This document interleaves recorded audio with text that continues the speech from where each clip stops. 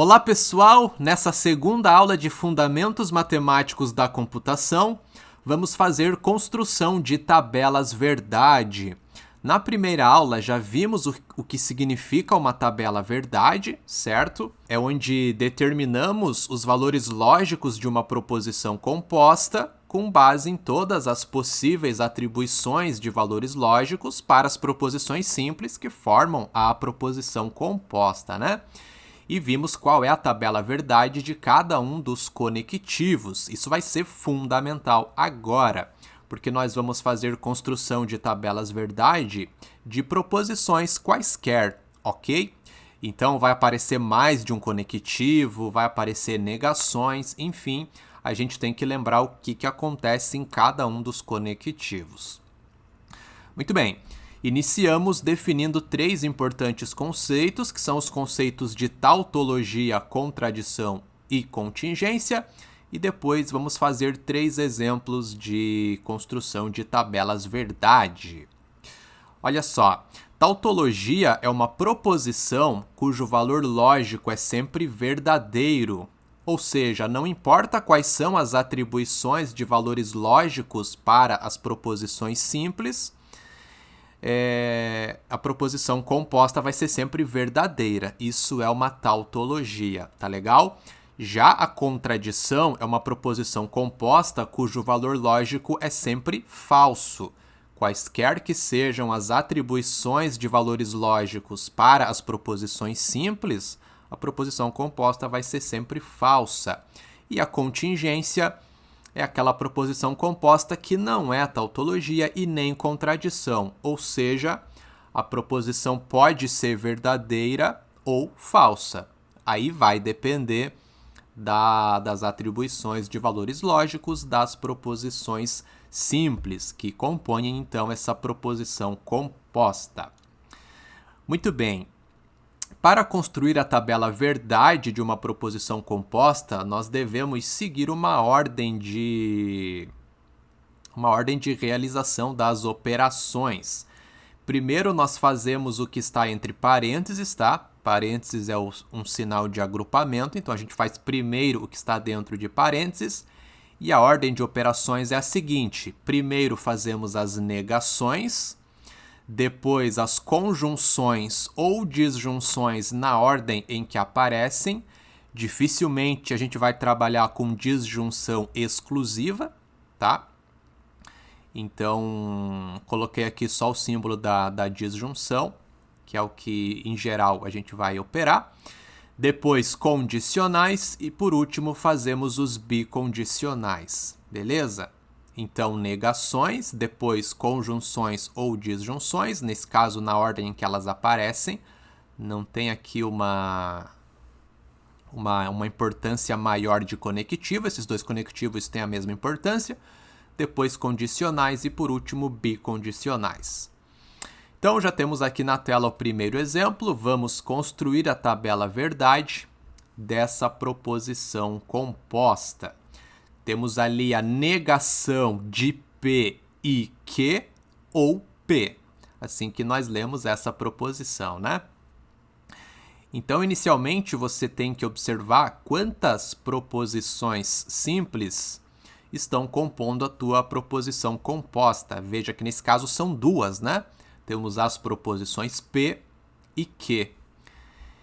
Então, o que acontece com a tabela verdade de uma proposição composta formada por duas proposições simples? Ela possui 4 linhas. E a estrutura inicial da tabela verdade, a gente já viu na aula passada como que funciona, né? A gente viu o porquê, inclusive, dessa estrutura inicial. Então, você faz uma coluna para cada proposição. Proposição P, coloca VVFF. E a segunda proposição, que é a Q, você coloca VFVF. Muito bem. O número de colunas, o número total de colunas que a nossa tabela verdade possui, a gente inicialmente não sabe, vai depender de quantas operações a gente vai precisar fazer ali. Então, você vai fazendo as colunas uma por vez. Muito bem. Então, qual é a operação que a gente precisa fazer primeiro? Bom, primeiro temos que operar o que está dentro de parênteses, beleza? Portanto, eu tenho que fazer P e Q inicialmente. Então, a nossa terceira coluna será a coluna que traz os valores lógicos de P e Q. Aí, devemos lembrar o que ocorre com o conectivo E. Lembre que ele só é verdadeiro quando as duas proposições são verdadeiras. Caso contrário, é sempre falso. Em qual linha as duas proposições são verdadeiras? Só na primeira. Então, a primeira linha aqui vai ser verdadeiro e nas outras linhas é falso. Maravilha. Na sequência, o que a gente faz? Negação ou a disjunção? Primeiro a negação, né? Então, fazendo a negação de P e Q, o que acontece? Lembre que a negação, ela inverte o valor lógico, né? Se é verdadeiro, passa a ser falso. Se é falso, passa a ser verdadeiro. Então, para fazer a negação de P e Q, é só eu pegar a coluna anterior e trocar os valores lógicos. Primeira linha fica falso e as outras linhas passa a ser verdadeiro. Muito bem. E a próxima coluna da nossa tabela será, então, o resultado final, né? Porque vai ser a nossa proposição toda. Porque eu vou pegar a negação de P e Q e aí eu faço a disjunção, né? Com a proposição P. Muito bem. Então, para finalizar, faremos negação de P e Q. Lembrando que o símbolo da negação pode ser o til, tá? Ou aquele outro símbolo que eu utilizei ali em cima.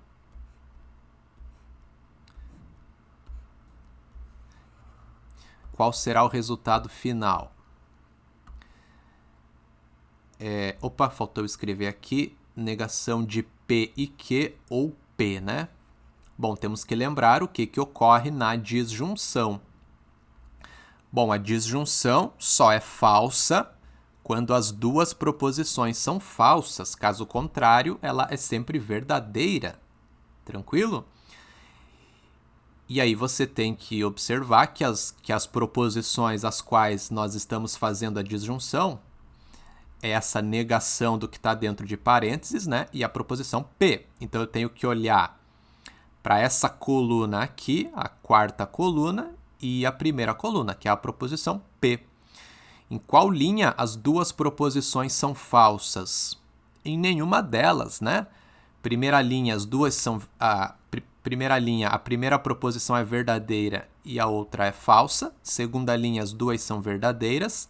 Terceira linha, a primeira é falsa e a segunda é verdadeira. E na quarta linha, ocorre a mesma coisa que na terceira linha. Então, em nenhuma das linhas, as duas proposições são falsas. Desse modo, a gente vai ter verdade em todas as linhas. Qual é a conclusão que a gente pode tirar? Que essa proposição composta é uma tautologia, certo?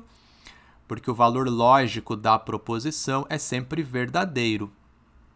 Qualquer possível atribuição de valores lógicos para as proposições P e Q vai dar sempre verdadeiro. A proposição nunca será falsa, então ela é uma tautologia, né? Segundo exemplo, agora a proposição é um pouquinho mais complexa, né? Temos ali 3 conectivos, 2 negações. É P ou Q, C e somente C, negação de P ou negação de Q. Veja que, de novo, são 2 proposições simples. A tabela verdade, novamente, vai apresentar 4 linhas. Então, fazemos as 2 primeiras colunas com os valores lógicos das proposições simples P e Q. Primeira coluna VVFF, Segunda coluna, VF, VF.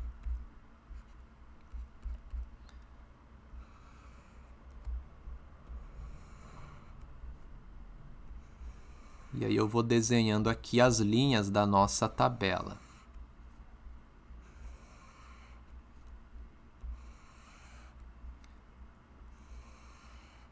Muito bem. O que a gente precisa operar inicialmente? Temos ali duas negações, negação de P e negação de Q. Então, vamos fazer aqui negação de P e depois a negação de Q. Negando a proposição P, obtemos falso nas duas primeiras linhas e verdadeiro nas duas últimas. E negando Q, obtemos FV, FV, certo? Ok. Agora temos ali uma disjunção e uma conjunção, né? Aqui, então, tanto faz se a gente resolve primeiro a disjunção ou a conjunção, não tem diferença. Na ordem que aparece, podemos fazer primeiro a disjunção. Então, como é que fica P ou Q? Vou olhar para as duas primeiras colunas, que é onde estão os valores lógicos de P e Q, né? E aí eu devo lembrar o que acontece na disjunção. Disjunção só é falsa quando as duas proposições são falsas, caso contrário é sempre verdadeiro. Então você vai observar que só na quarta linha as duas proposições são falsas. Desse modo é falso na quarta linha, caso contrário é verdadeiro. Muito bem. Na sequência vamos fazer negação de P e negação de Q. Agora eu tenho que olhar para a segunda e terceira coluna, aliás, terceira e quarta colunas, que é onde estão os valores lógicos das proposições negação de P e negação de Q. E aí, o que ocorre na conjunção? Só é verdade quando as duas proposições são verdadeiras. Note que as duas proposições são verdadeiras na quarta linha. Então, quarta linha é verdadeiro, nas demais é falso. Beleza. Temos os valores lógicos dessa proposição aqui, né? E temos os valores lógicos dessa daqui. Então, a gente pode agora fazer a proposição toda, que é o bicondicional.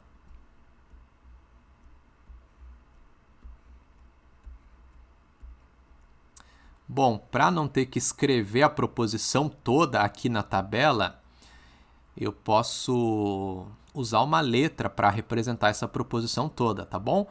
Então, digamos que aquela proposição toda, o bicondicional todo ali, é a proposição A. Então, qual será o resultado? Bom, no bicondicional, ele é verdadeiro quando as duas proposições são verdadeiras ou quando as duas são falsas, né? É verdade quando as proposições possuem o mesmo valor lógico. Então, a gente olha aqui para as duas colunas anteriores, né? E observa que em nenhuma das linhas o valor lógico é igual, certo?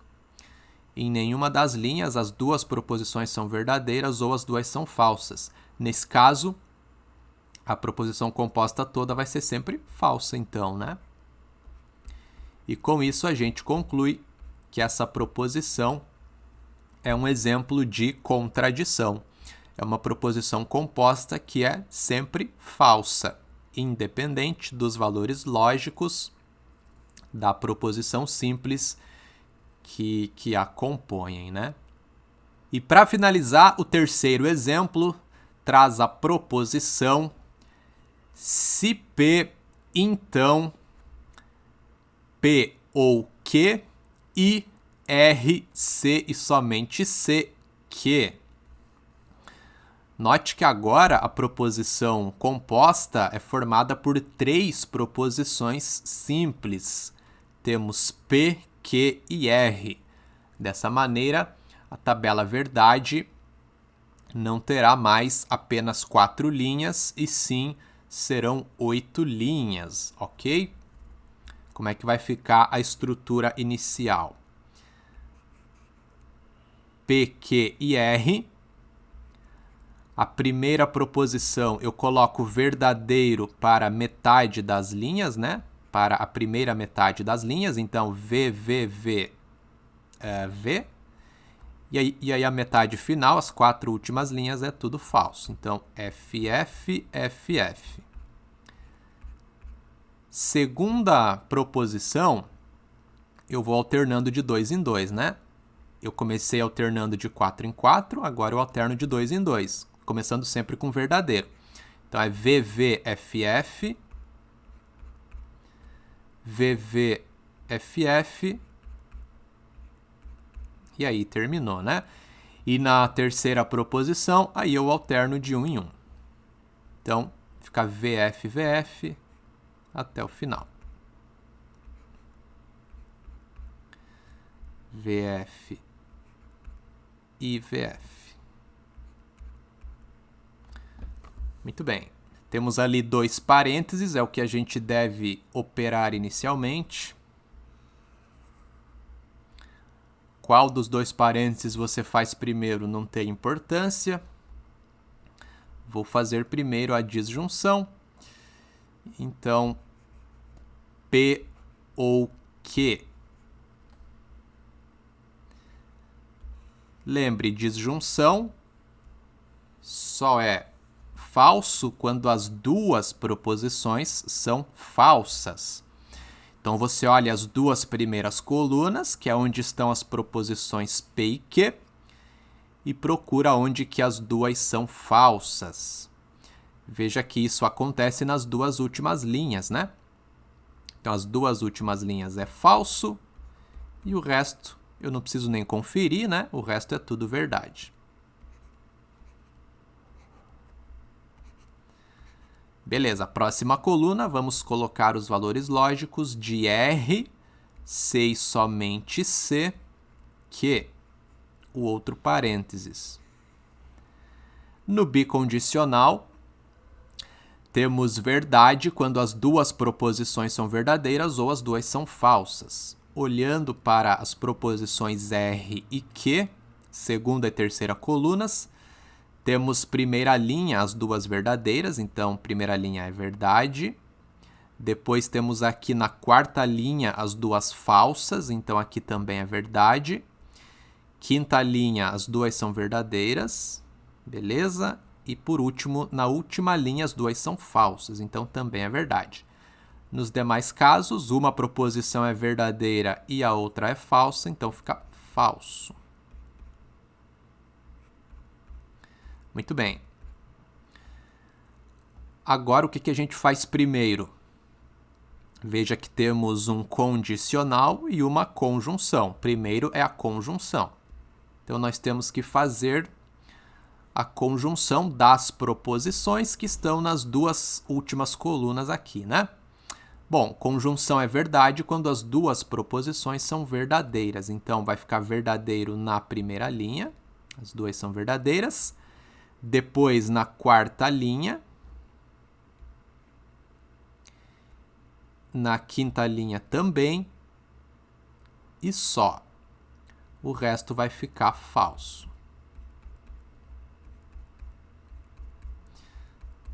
Muito bem.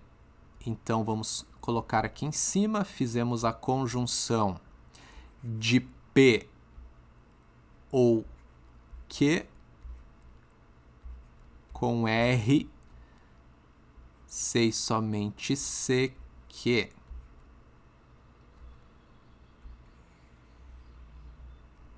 E aí, por fim, de novo, vamos chamar a proposição toda de A, para não ter que escrever tudo aquilo ali.